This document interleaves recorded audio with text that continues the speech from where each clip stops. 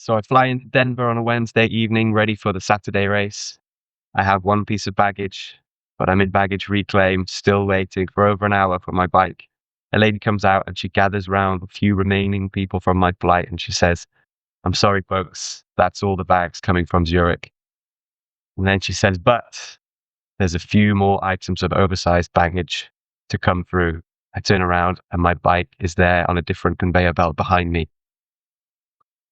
Now, I don't tend to sort of practice positive thinking. I'm quite a chilled, relaxed person. I don't get fazed too much by a big event. But this was the first of a few things that I noticed happened, and I really spun them into positives in my mind, and I really used them to help me believe that I was going to have a really good day at Leadville. Hi, Lawrence here, also known as Coach Kronk, and in 2025, I raced the epic Leadville 100 mountain bike race and achieved a big buckle time just in 8 hours, 58 minutes and 11 seconds. So in this episode, I want to talk to you about the race itself. I'll start from my arrival in Denver a couple of days prior and run you through right to the finish line, hopefully give you some great insight and tips that you can use to have a great day at Leadville. In my first episode, if you haven't seen it, I talked about my preparation. I'll put a link to that one on screen now. Let's get into it.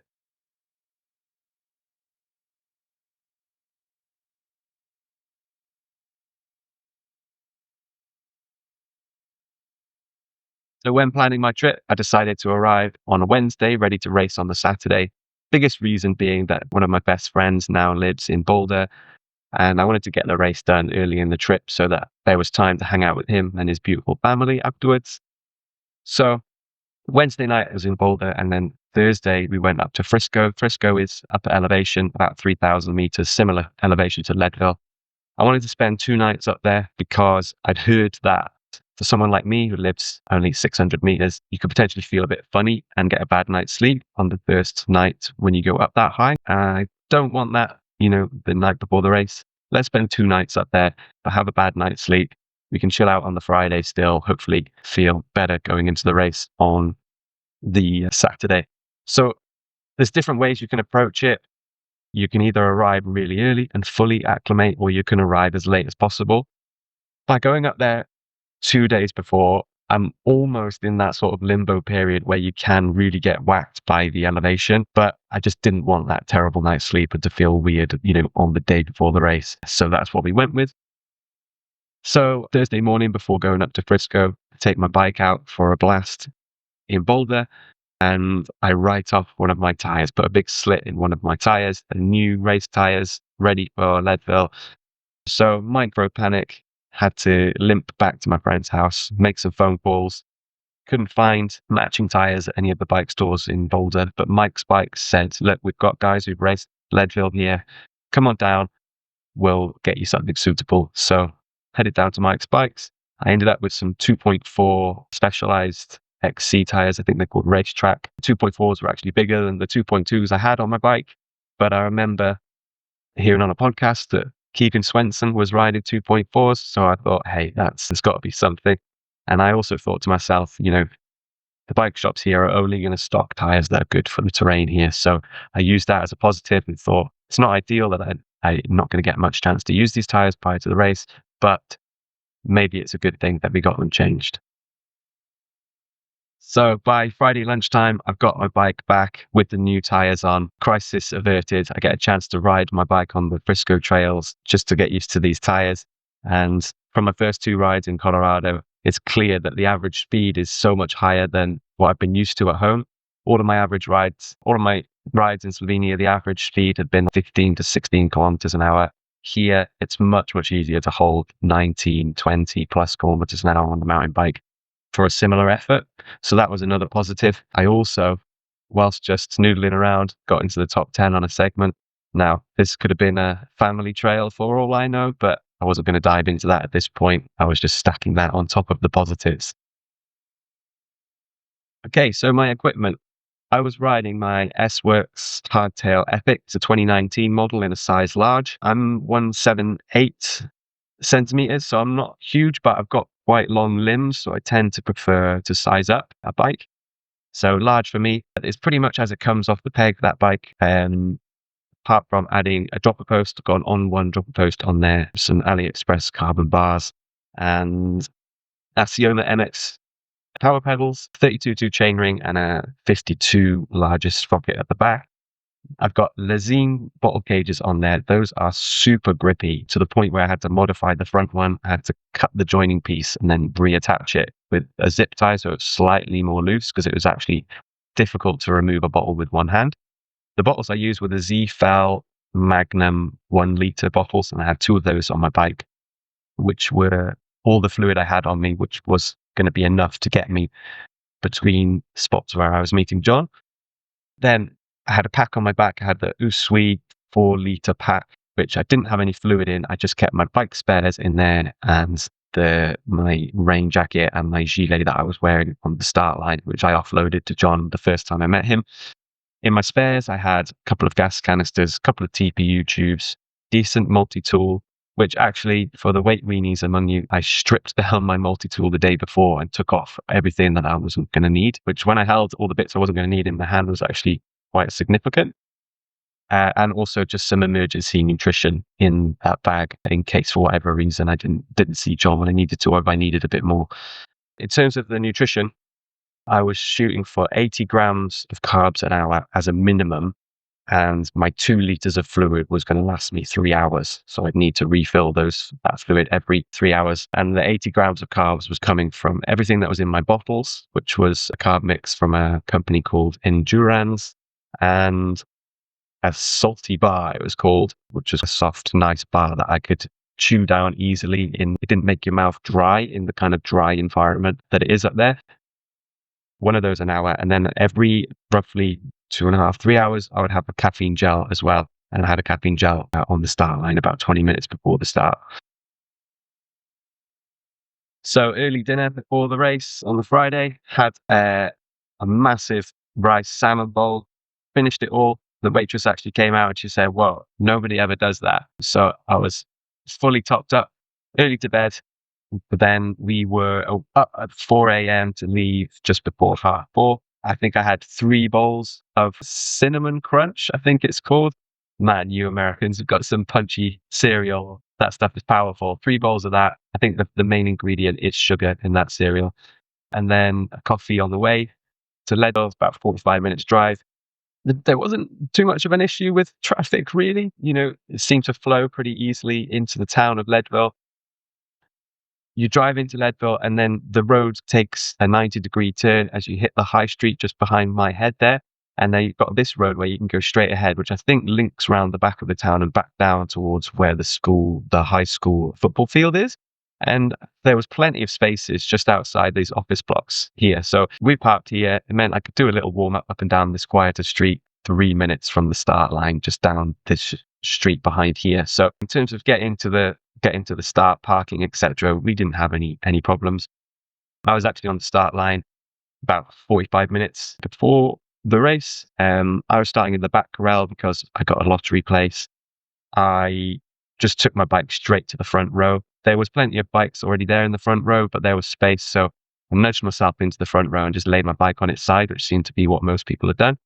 It was cold. I'd heard that it was cold, but yeah, that mountain air just really bites. So I had a race gilet on, and then I had my jacket on, but my teeth were still chattering, waiting on the start line. Some great advice that I'd heard is that you can just get some cheap clothes, something that you don't mind not getting back, and put on some tracksuit bottoms and an old jacket or a hoodie or something over your cycling kit to wait on the start line. And then you can just chuck it to somebody on the side before you start and not worry about not getting it back. That is a really good idea because yeah, I was really cold. And from the start of the race, you descend for another 5 to 10 minutes as well. So you're not putting much power through the pedals. So by the time you get to the first climb, you really are pretty cold. So that's a tip for you there. So we'll go into my strategy in terms of meeting John at feed stations in a sec. But what we decided on was that John was going to leave me now.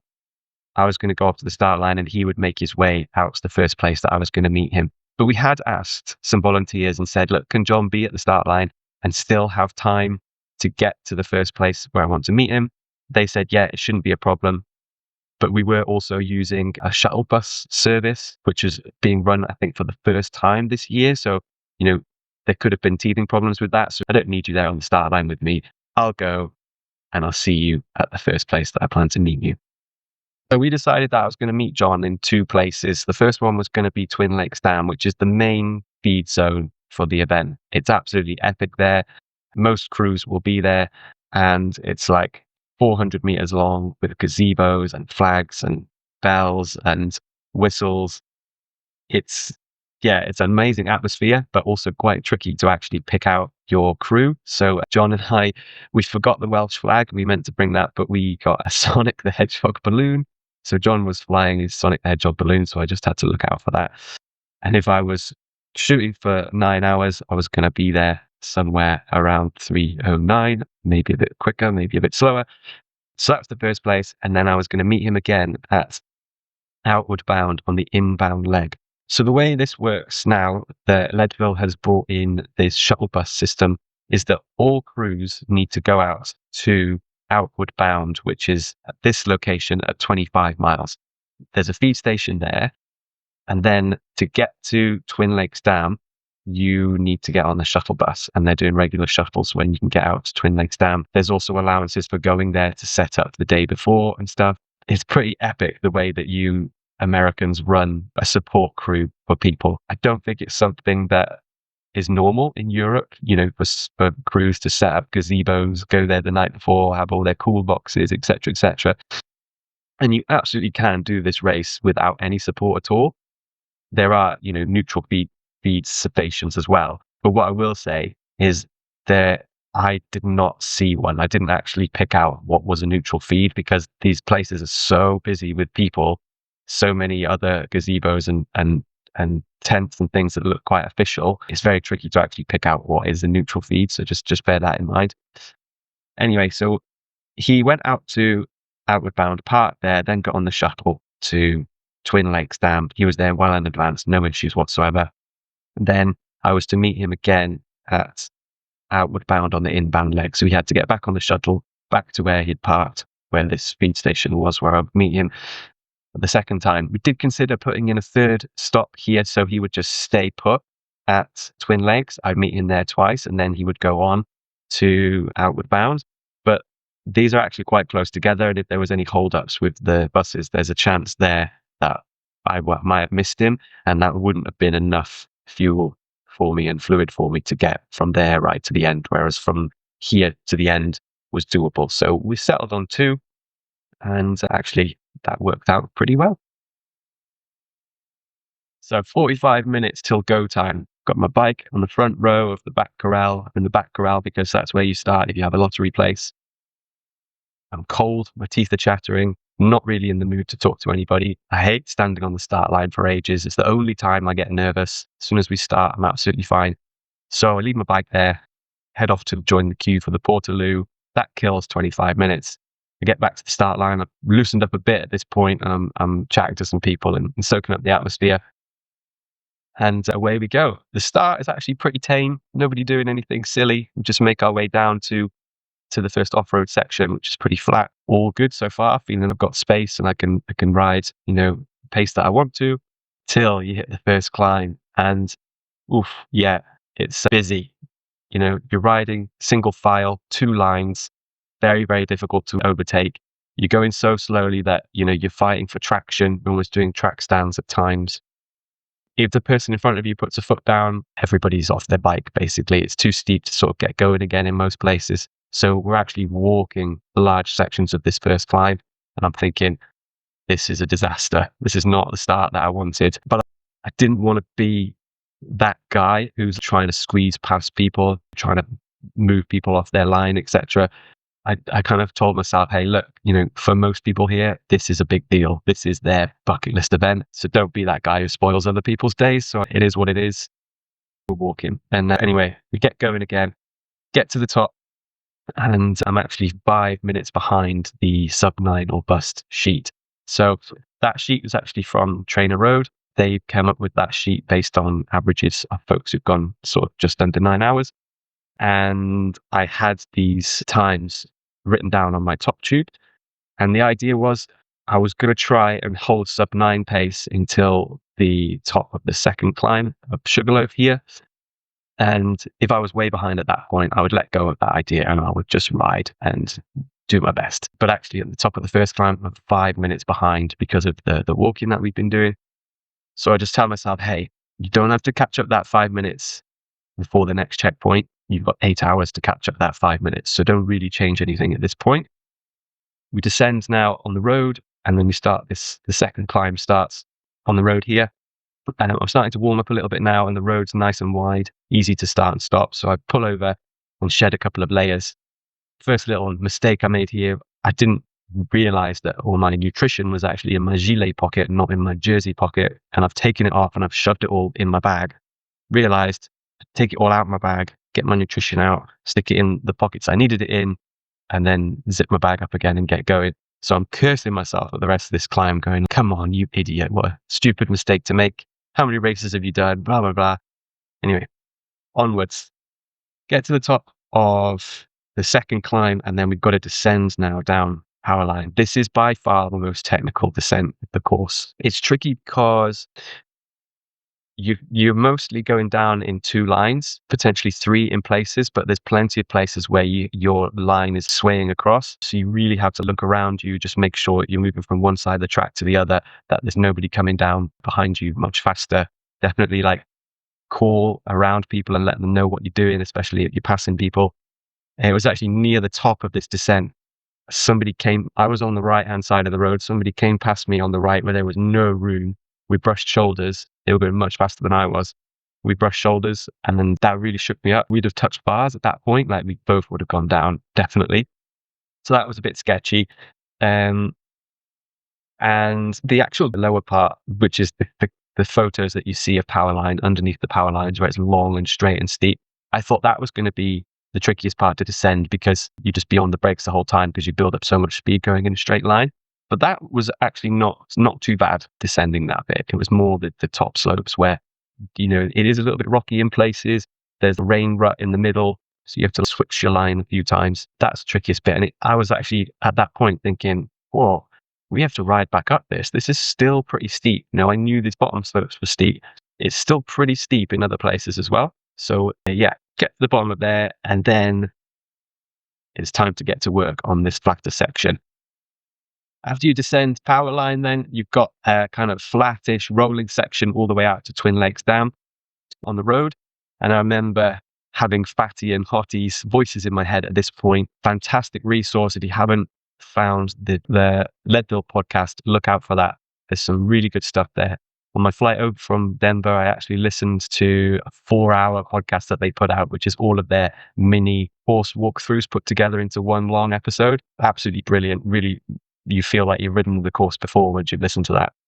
Anyway, on the road, one of the things they said to do, is look around and rally people together and get people to work together if you want to go quickly. The good thing about Leadville is really, unless you're an elite rider, people don't really care about their finishing position. They just want to go as fast as possible, which means it's beneficial to work together, right? Hey, do you want to work together? Come on, let's close up.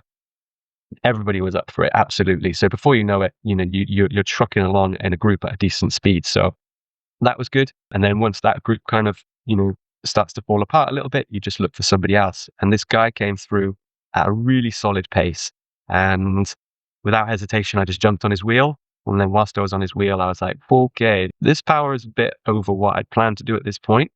And then I realized that it was a guy who, on the first climb, when everyone was climbing in silence, apprehensive about the day to come, he's whooping and hollering and trying to G everybody up and stuff. I realized, is this the guy I want to follow into battle? He could be a bit of a loose cannon. Anyhow, I went with it, and it was probably the best decision I made all day because, we rode really well together. He was willing to take longer turns than me. I did return the Bader in places, which could well be these spikier bits of power here. But that absolutely set the tone of the day for me. So if you can get on a faster wheel, get on it. Don't be comfortable behind anybody else who's not going at the pace you need to go at today. That was kind of the mindset that put me in. So anyway, he faded away a little bit. He was a bit bigger than me and not as strong on the climbs. And then we trucked along, and I got to Twin Lakes Dam where I met John for the first time. and couldn't believe it. Rolled in to meet John 2 minutes under the sub-9 or bust suggestions. Quick changeover. So the plan with John was he would always have 2 1-liter bottles for me ready to go. I would just drop my empty packet on the floor next to him, and he would just load into my pockets what I told him to put into my pockets, which was a combination of 1 or 2 caffeine gels and 2 or 3 bars. He would stick those in my pockets, drop my bottles on the floor, stick the bottles in, and away I would go. So it was super, super slick. And then off we go towards the beast that is Columbine. And yeah, get there, and I'm actually feeling really, really good. I feel I paced Columbine absolutely perfectly to still have plenty in the tank for the rest of the day.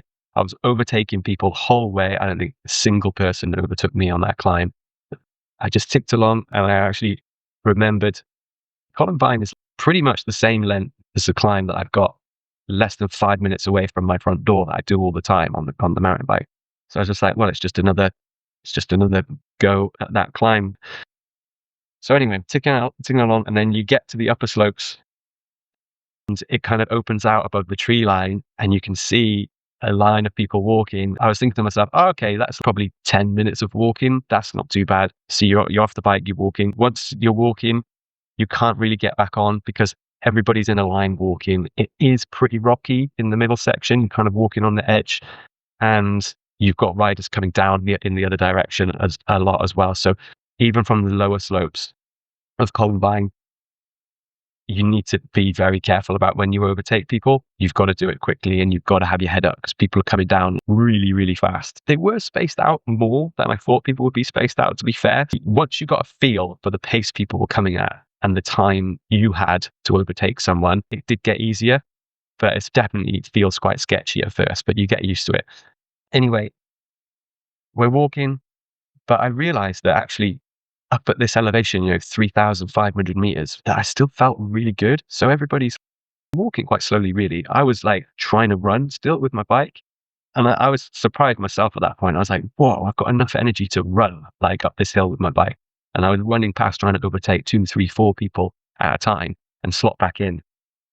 I was making up more places all the time, even while we were walking. Got to the top. Someone handed me a caffeine gel. Great. My 80 grams of carbs an hour was like my minimum. My plan was like, if I got offered anything that was suitable for me on the course, I would definitely just take it as well, just to keep it topped up. So caffeine gel, quick cup of Coke on the top. There is a feed station up there, but a lot of people say just don't hang around up there. You don't want to spend much time up at this elevation. You want to get down as quickly as possible. So quick sip of Coke, off we went. The first bit of the descent is a bit rocky. I was just trying to follow other people's lines, copy other people, and it wasn't too bad. And actually, I'm not a crazy descender. I'm quite sensible. I think only 3 or 4 people overtook me on this whole descent. But here's the thing.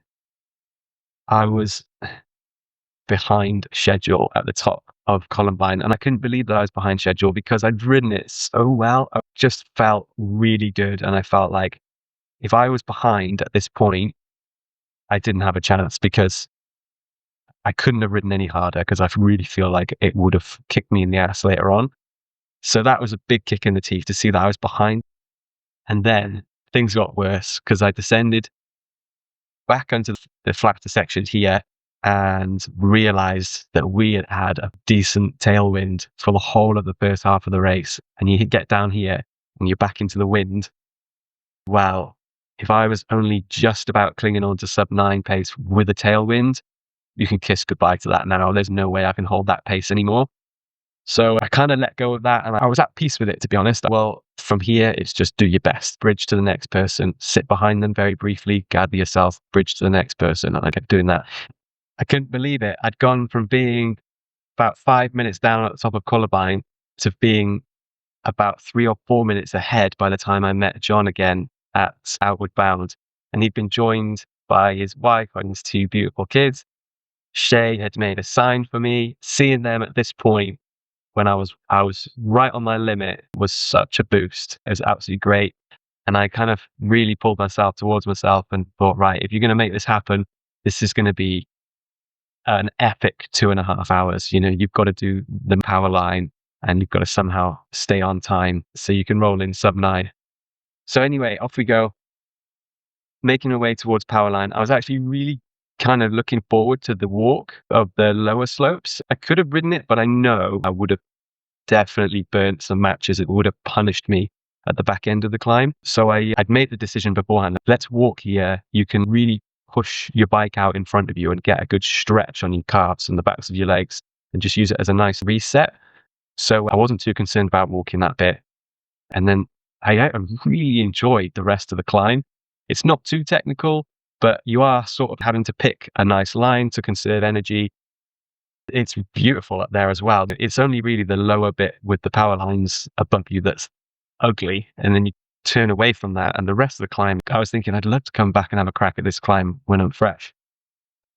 So anyway, get to the top of this climb. I'm starting to notice now as well that I'm around stronger riders, which was good. I wasn't overtaking people so much at this point, more as just holding on to the people around me, which I'm sure gave me an extra boost as well, having some people to stick with. Then we descend. You've got the final climb, which is mostly on the road. I chose in my mind that Carter Summit was going to be my finish line. Said to myself, just make sure that you get to this summit on time and back yourself to be able to recover enough and roll into town on pace. But absolutely do not slip behind on this one. Treat it as your finish line. Just give it everything.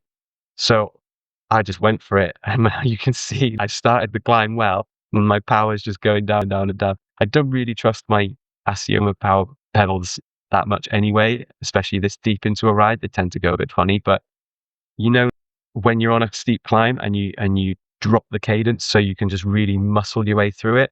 I tried to do that and there was just nothing in my legs to do that. I had to just keep in an easy gear and just spin, get my cadence up as high as I could, which was also elevating my heart rate. So I was full on gasping, swaying, drooling. That is the finish line. Just get there on time. That was all I was saying to myself. Get there. I think I'm 2 minutes behind again. Well, 2 minutes is nothing. You've been 2 minutes up, you've been 2 minutes down all day. Just empty the tank now. I was a bit blurry-eyed, to be honest, at this point. I'd had more caffeine than I think I'd ever had in a race. So I was feeling the effects of that a bit. And obviously, I'm on my limit. So I did back off a bit on this descent. It was really spaced out. I hardly saw anyone on this descent. So I backed off a bit. It was quite chunky and rocky. So if I get a puncture now, I can barely tie my own shoelace, never mind fix a tire. So just get to the bottom of this without any mechanicals. So got there and then it was boom, boom, boom, boom. We absolutely flew for this bit. There was a few people to work with. I'm just about on time, but if this average speed drops, then it's game over. Then you've done all your descending and you've got the final drag back into town. I was not ready for the boulevard. I'd heard people mention the boulevard, heard it talked about on podcasts. I just thought the boulevard was just the street, that went back up into town. But the boulevard is a sick joke. It's a really rocky, steep little section. It's only a couple of 100 meters long, maybe. But when you are trying to empty the tank to get to the finish line, you are right on your limit. I think it's just here, this turning here, I think could be. It's, brutal. And I knew I was so close in terms of my time. And someone came past me absolutely flying. And he said, I've only got 15 minutes to go. Referring to making Sub-9, I had about 9 minutes or something. So I was thinking, geez, if he's going that fast, then I'm not going to make it. Also, the wind was really bad as well down here. And there was one wide open section of gravel road. The wind was howling. Someone came past me. And I think it was someone that I'd ridden with at some point in the day. He gestured for me to jump onto his wheel. And I just couldn't close the gap. I just had nothing left. Anyway, we make it through. And then you start to get a glimpse of the school. And I've got, 3-4 minutes to go at that point. Once I hit the main street and you got a straight line to the finish line, just got out of the saddle and just gave it everything I've got. It felt like it was a sprint. I've looked at the video Nicole caught of me and it was anything but. And I definitely had a full body cramp incoming at that point. Anyway, I made it 8 hours, 58 minutes and 11 seconds. So there you have it. I haven't revealed much about my performance metrics really from the day, mostly because I don't really trust my Asioma power meter pedals. They seem to be okay if I'm on quite a consistent, smooth gradient. You can see maybe here the start of Columbine. But the deeper I go into a ride, I just tend to get, especially after I've had some long descents, they just seem to get more and more erratic. So you can see here, normalized 161, average 130. I mean, I know I'm up at elevation and I'm not entirely sure what my performance reduction is going up that high. I'm pretty sure my power was a lot higher than that for the speed that I was going at. So yeah, so I would discount that. I also didn't wear a heart rate monitor because my fitness changed a lot in the final couple of blocks of training, and my heart rate was behaving a lot differently. Add that to going up to elevation where it's going to behave differently again. I was just like, I don't need this confusing me. So I did away with the heart rate monitor for the race as well, and then just made sure that I was riding sensibly on field, but whilst also trying to keep up with these sub-9 goals. So would I have done anything differently? Honestly, not really. I think I just got, lucky first time and it all went really to plan. I would probably have worn more layers on the start line. I got really cold on the start, but you do warm up pretty quickly by the time you're as warm as you're going to be all day, really. You'll be in the layers that you'll be wearing for the rest of the day, I imagine, at that point. My nutrition, I was really happy with 80 grams an hour. I could probably have done with a little bit more fluid. So I was trying to take a hand up wherever I could of some extra cola, extra water. I drank about 6 liters in the 9 hours.